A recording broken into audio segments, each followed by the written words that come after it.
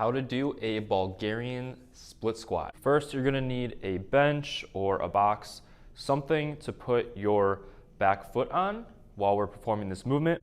A lot of other coaches and trainers and people have their different methods for getting their back foot on the bench and their front foot placement.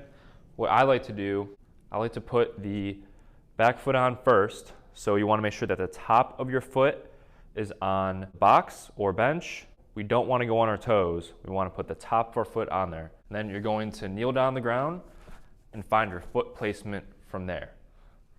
Okay, so I usually like to have my heel underneath my knee.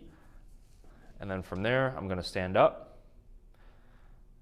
What we don't want to do is we don't want to have an upright torso on this movement. Okay, so we don't want to squat like this.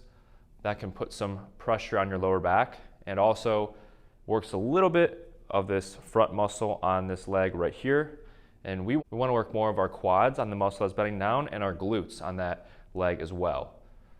So what we're going to do from here, we're going to lean slightly forward and then we're going to think of sitting back.